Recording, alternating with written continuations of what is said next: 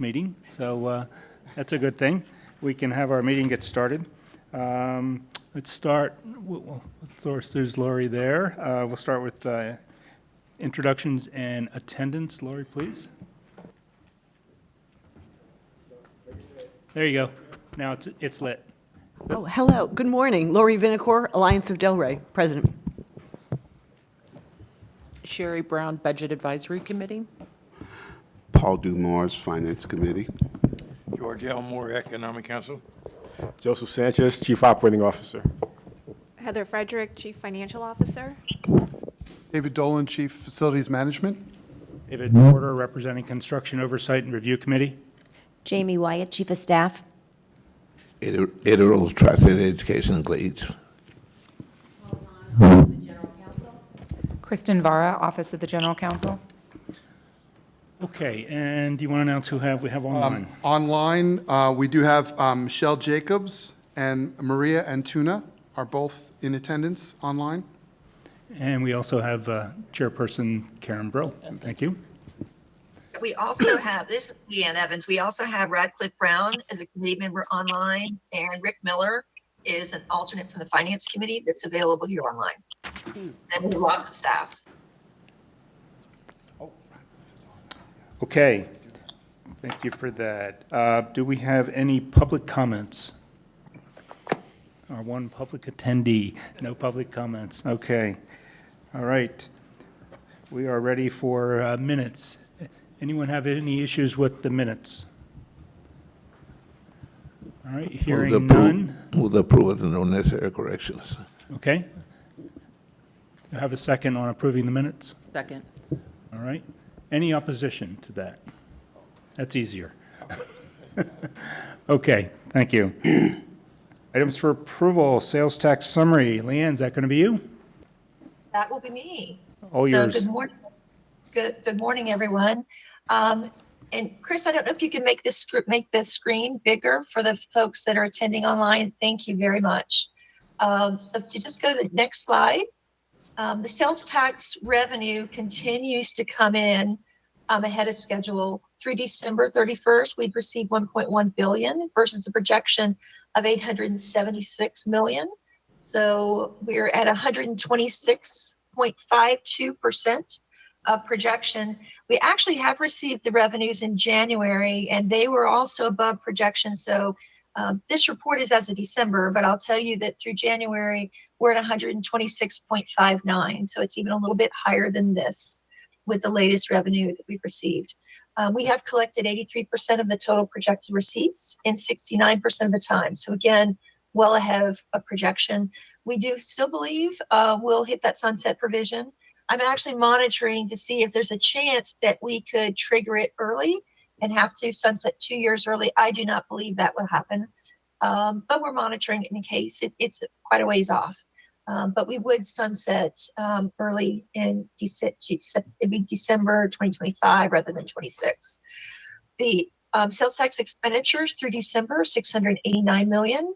Purchase orders, open purchase orders are 114 million. So there's a lot of work ongoing right now.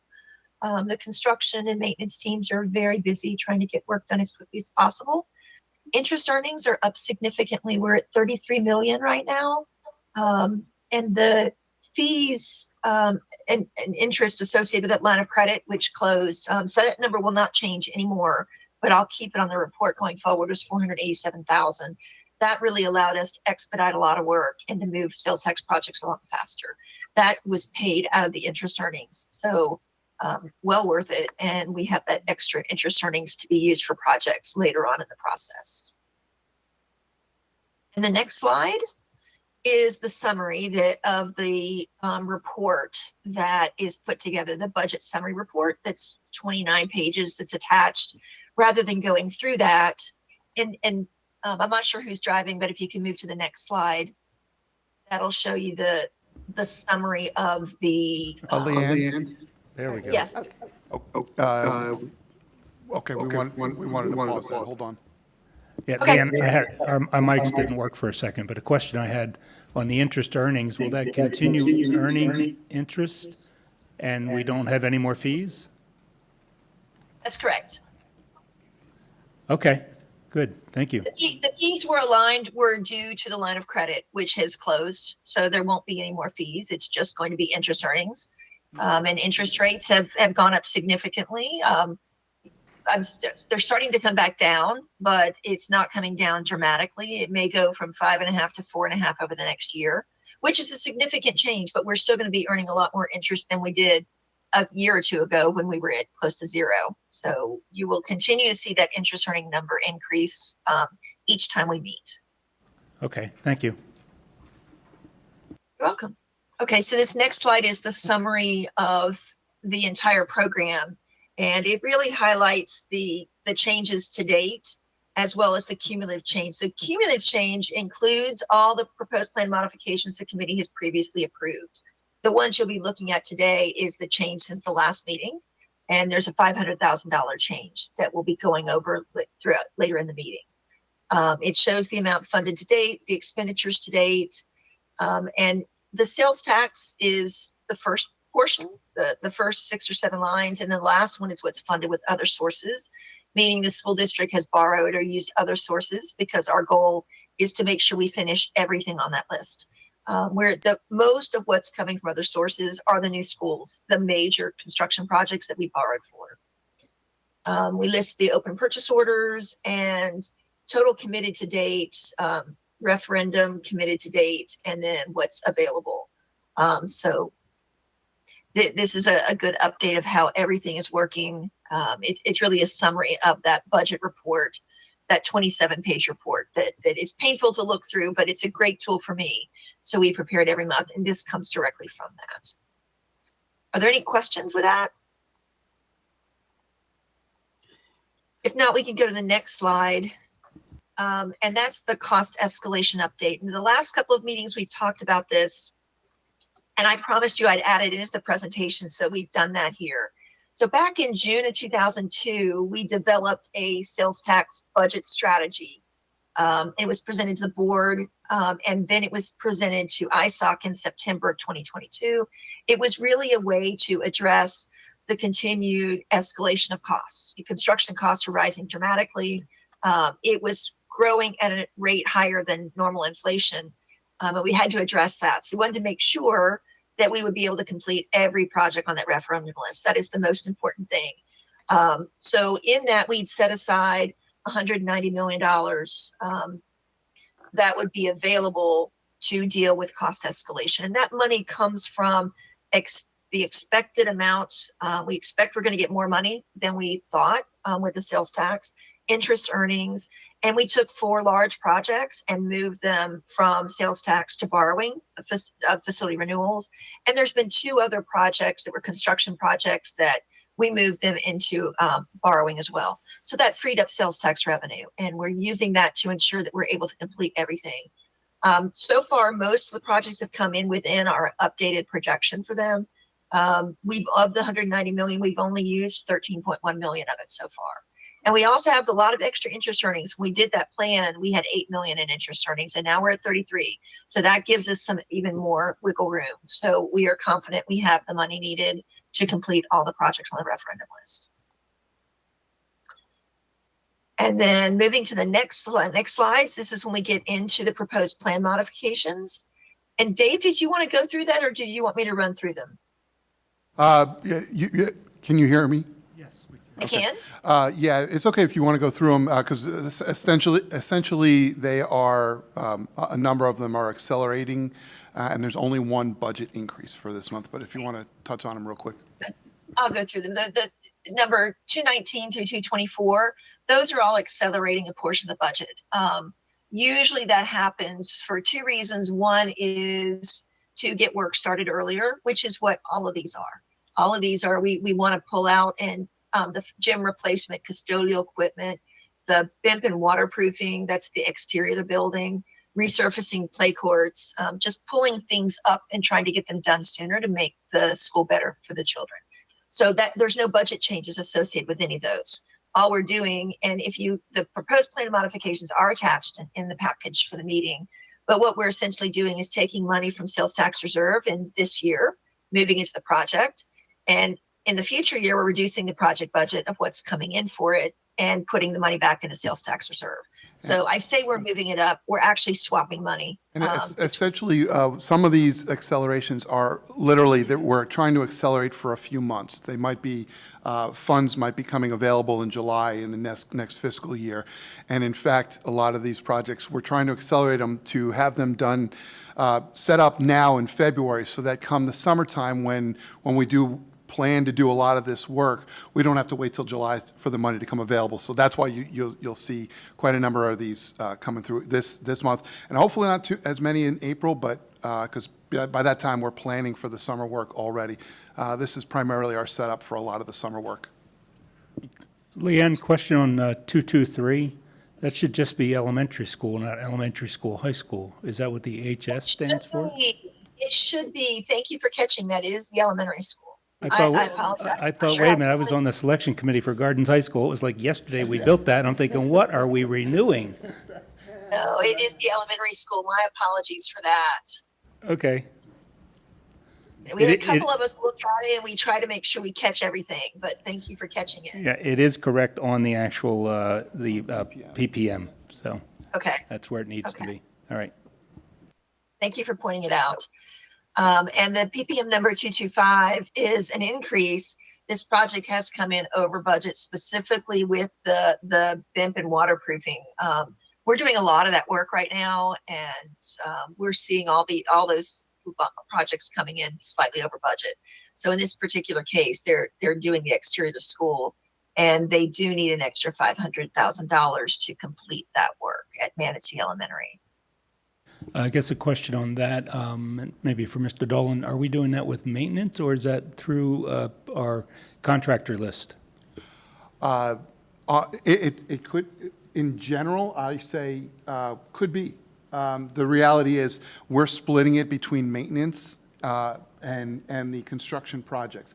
If we have a facility renewal project that's in process, we're having the contractor do it and engage their own painting vendor, meeting our standard specifications, of course. But in a lot of the other cases, the vast majority of them, we're actually doing a separate pull-out project through maintenance with our term vendors for the under 300,000 contracts and things.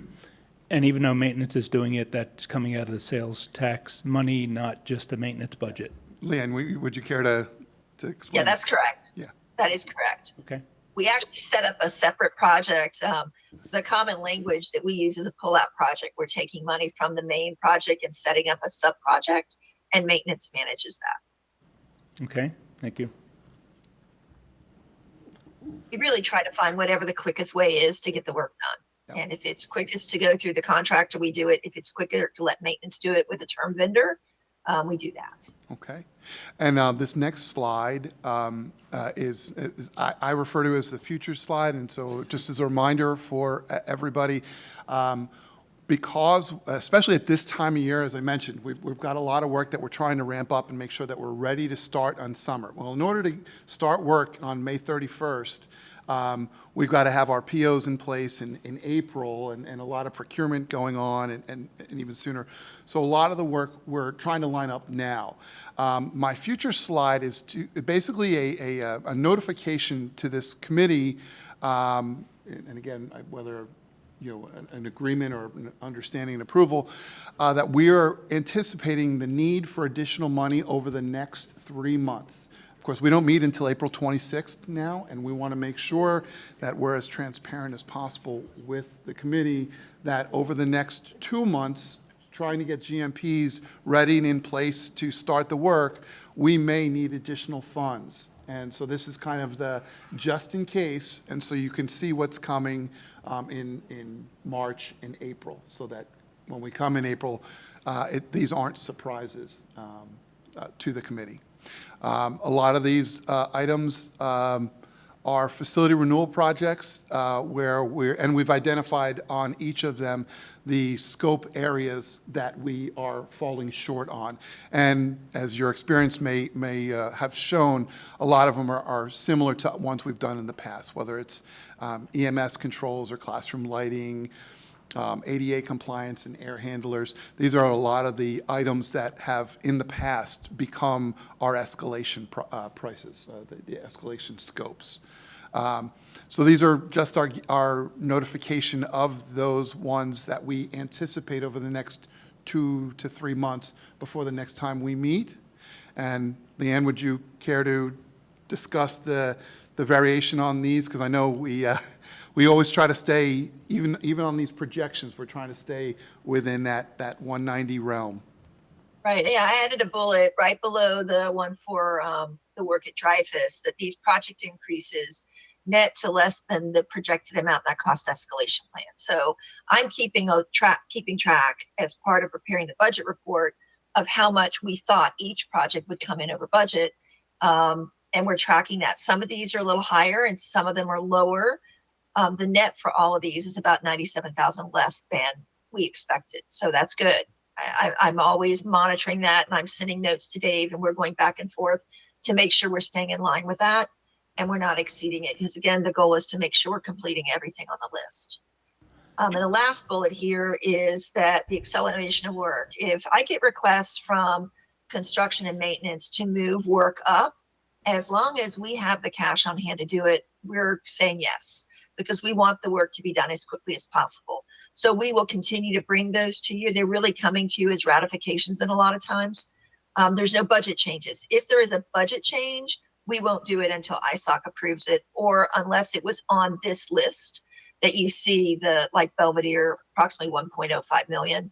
As long as they're under that 1.05 million and it goes to the board for approval, or it goes to the normal approval process, we'll go ahead and do that and bring it back to you for ratification. Anything that you haven't been notified on this page about will come back to you before we move forward. Yeah, and what I'd like to add to that, if it's simple enough, is when you come back to us, let's say for Dreyfus and the extra, is tell us what you had told us on this page was the estimate, and then show us what the actual amount you need. I think Okay. that'll just give this futures page, we'll call it, some validity to know that we are overestimating what we think we'll need, so that, you're not coming back telling us all of these are going to be double when we actually approve the real amount. Well, you will see, you will still see a plan modification for them at the next meeting. It would be, you'll get something like on the previous slide. So every one of these will come back to you, but we can add in what we thought it was going to be and what it actually is. That's not a hard thing to do at all. Okay, yeah, I think But it that will would be definitely helpful. come back to you. It will definitely come back to you. Okay, good. And Dave, I think the rest of this is yours to Yes, do. yes, this is my exciting stuff. And now, forgive me for being so excited about what most people find to be not necessarily nearly as exciting, but this is the impacts that our sales tax is having on these schools. I know you look at the air handler at Krista McAuliffe and say, oh, well, that doesn't look like anything. It really does make a huge difference in the schools. They are seeing dramatic increases in quality of their learning environment. And that's why I always get excited about these things. Exhaust fans don't seem like all that impressive to anybody else, but they really are for us to see the improvement of the system. In fact, a lot of the things we do are energy efficiency increasing. So we are saving the district money on a lot of these things. And forgive me, the next several ones are just representations of the things that have gone on over the last 3 months. See renovations at Dreyfus bathrooms, and as a matter of fact, we're doing more. That was one of the requests on the futures, that we are going to continue to do a few more of those. Okay. Okay, and now we're moving on to the more major projects. And Ms. Evans, I don't know if you want to touch on the relationship of that these aren't actually sales tax, but they were on the referendum. And nonetheless, I'd like to present to the committee so that they can see the big projects that are moving forward. What's not shown here is that Malaluca has already been opened. We opened it over winter break. An excellent opening.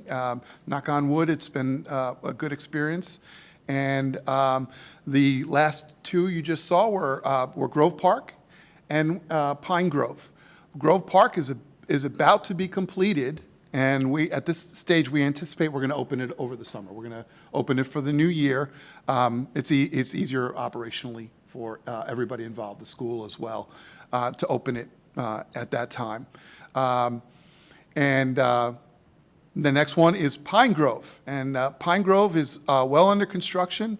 We anticipate that this school will be open by August. It's the first phase of the project, and I'll give you a quick overview of that picture. The big picture on the left, you'll see there's what looks like a Z-shaped building. That's the tilt-walled and brand-new campus. There are two buildings just to the north of it, just to the top side, that are existing buildings that are also being renovated at the same time. Currently, the students at Pine Grove reside in that big donut building to the left. They are operational inside there. You can actually see we built a temporary parking lot on the right edge of that photograph. And so that's where the staff and whatnot are brought in from. And so in August, we anticipate we will be done with that Z-shaped building and the two renovation buildings. So students will move into those buildings. We will then, starting in August, we will knock down the donut building, the older building, and turn that into the parking lot. And we will be complete in about 9 months after that. Okay? Can I ask a question? Please, Can you absolutely. go back 2 slides? Yeah, there, that one. No, this one, yes. Where's the entrance to this, over on the left? Where's the entrance to this school? There, on the left-hand side is the bus Talking drop-off. about for the, off of the road, I'm sorry? off of the roadway. Yeah, off of the main roadway on the left, the one that's diagonal on the left side, that's Military Trail, and that is the bus drop-off. Okay. And then off of, forgive me, what's the name of the road? Industrial, isn't it? Or, no, it's something, Investment. Investment right? Lane. Investment Yeah. Lane is the big, dark paved road. On the right. Yeah, Military's on the left, Investment's on the right, and that, up at the top of Investment, that's where the entrance is. Yeah, correct, right there. That's the entrance for staff, parents, drop-off, et cetera. And where's the queuing of that? All around the parking lot or It what? is. Yeah. queues. Do you take into account, our neighborhood communities really have an issue with queuing of cars and staying on the road? So with these new modernization of these buildings, are you really looking to that, to try to have all the queuing within the site? Absolutely. As a matter of fact, this is a project that we work very closely with Palm Beach County roadway. I mean, the extent to which we went to prove that we've dramatically increased the number of stacking on site. Plus, we've also been working with the logistics of how to get kids on that queuing line, get them up to the front, out of their cars, and move the cars out. It has been a concerted effort. We actually have a committee with the county to go over a lot of different schools. But on these new schools, we in fact did plan greatly for it. Now, in particular in Grove Park, you'll notice, see the big squiggly sidewalk in there? Grove Park is an anomaly in that it's a heavily walked school. There's a great number of walking students. So that was a big issue for us, was to make sure that, you'll notice it's kind of hard to see, but right down at that corner, yeah, right there, that's a very big opening, because that's where students are crossing at both intersections from both sides of the street, and we needed to make sure that we had more than accommodated 100 kids at a time that are crossing that intersection. So that also went in a great deal of discussion and planning and organizing into making sure that the school was going to accommodate our population properly.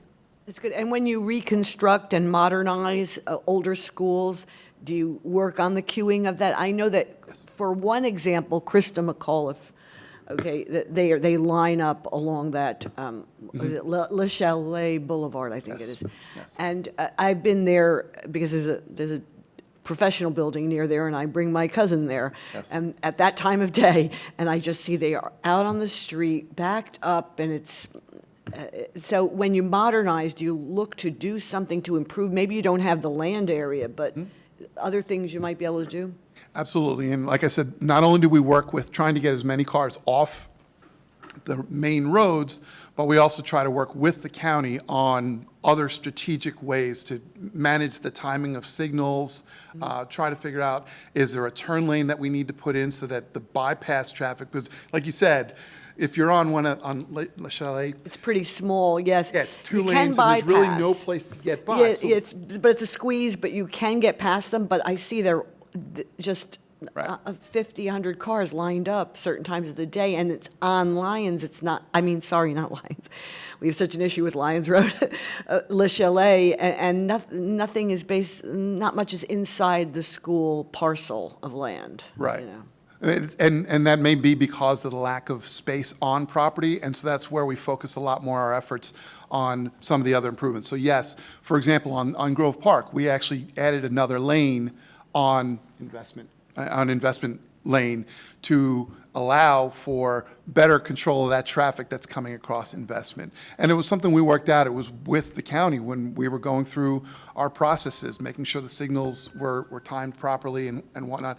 We needed to make sure that if there were problems, we sorted those out before we got in too far into the design, so that when we built it, we didn't have to rethink it later. I'm glad you keep in mind the residents, because they pay they're They're- paying the taxes on it. they are and our constituents. So frustrated in a lot of communities. Yes. Yeah, thank you.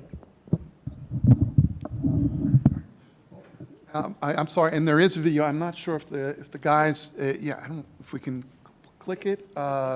Yes, this is a video of our brand-new Malaluka, modernized Malaluka.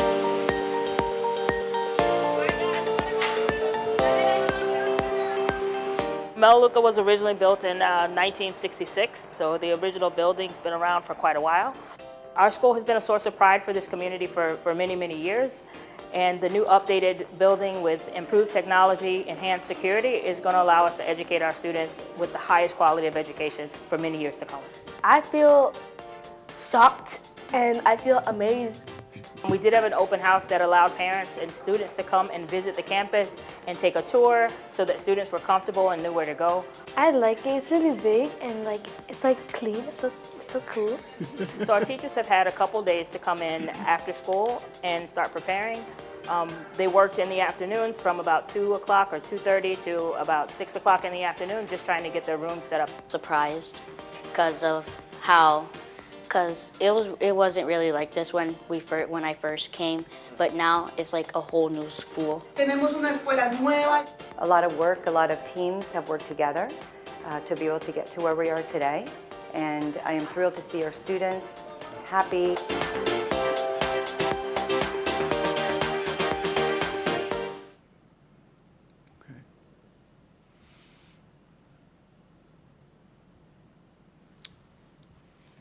Okay, and I think that is it. On the modifications, we should have a motion and an acceptance of those. So if somebody wants to make a motion? I'll motion to approve those modifications that were delineated on the screen. Second it. I second it. Rhodes has seconded it. Rather than polling everyone, are there any objections or comments? Then they are accepted. Question. Okay, Leanne, you have anything else? I just wanted to mention the next meeting date is April 26th, followed by August 23rd and then November 8th. I have sent out calendar items to you today, so when you get back to your offices and homes, you'll see those invites out there. So they'll be on your calendar for the rest of the year. Yeah, I already got mine. I knew you were bored this morning because you were doing that before our meeting started. So, thank you. I'm bored. I was waiting for this meeting to start. Okay. And we have another item here. Yes, we do. Right, just for informational purposes for the ISSOC committee, wanted to make sure everybody was aware that the board approved resolution and ballot language for the school district to move ahead with the sales tax initiative and presenting that to the voters in November of 2024. It is a continuation in the sense that it would be collecting the same amount, 1/2 cent, but it would be the district going alone. So it would be the school capital surtax versus what we have now, which is joint with the county and municipalities.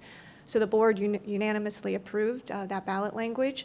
on February 7th, and then on February 9th, we notified the county to ask them to put them on their ballot, which will be, right now, we're estimating it would go on the county agenda in April. And we also notified OPAGA, because since it is a different tax, we will be required to go through a performance review. And so we expect to receive notification as to which independent certified public accounting firm will be doing that review within the next 60 days. And so at our next meeting, we'll be able to bring forward some more information and more details on the plan. Mrs. Brill. Yes, that was one. Mr. Rhodes, hold on one second, please. I'm Thank you. sorry. Mrs. Brill? Thank you. I just wanted to add that an important difference also, aside from not going with the county, is something that I had suggested to the superintendent. We do not put a dollar goal on it, but rather make it a number of years so that way we don't sunset early and we're able to get the full benefit of it. So that's something that you should know. Okay, thank you. Mr. Rhodes?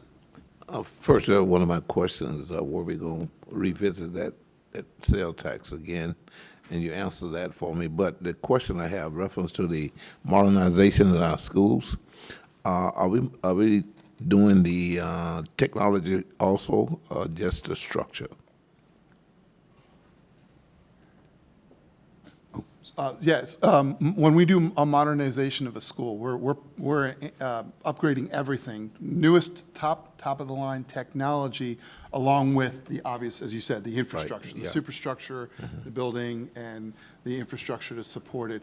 The expectation is we're building a brand new building for 50 years, Okay. and it needs to be substantial and quality. Okay, thank you. When we do renovations where we don't tear down and rebuild, is part of that facility improvement to bring in all current technology, Ethernet wiring, internet, smart boards, so that that school was brought up to equity levels with all other schools? Yes, and it's not only during a modernization. Its technology is ever-changing. So we are continually refreshing the computers and the technology, the Wi-Fi, the switches, just to bring it up to the greatest capacity as well as speed. And so with this next sales tax initiative, we would like to upgrade all of our student computers to touchscreen, so bringing it up to more current technology. That was my question, because when we opened Pahokee High School, I think it's 66. So some of the things are antiquated, and I was hoping that the technology would be modernized, the smart boards and things of that nature. So that I was wondering if that was being done. Thank you. That easily predated the existence of the computer. Question I had comment I guess I got on the sales tax. It would seem like to the taxpayers that the overall sales tax will go down by a half a cent, from 7 cents or 7% to 6.5%, if we're only at a half penny, and right now we're at a full penny for county and school. Is that correct? Not necessarily, because Oh. the county's going to meet on Tuesday to discuss whether there'll be another, Okay. I see. without the school. Next question. Okay. So if the county doesn't do something, then my comment we would go down a 0.5%. Correct. Okay. Okay, is that all we have for our meeting? Nothing else, staff? Anything by anyone, any members? Okay, then, we are adjourned. Thank you. Good reports. Quite informative.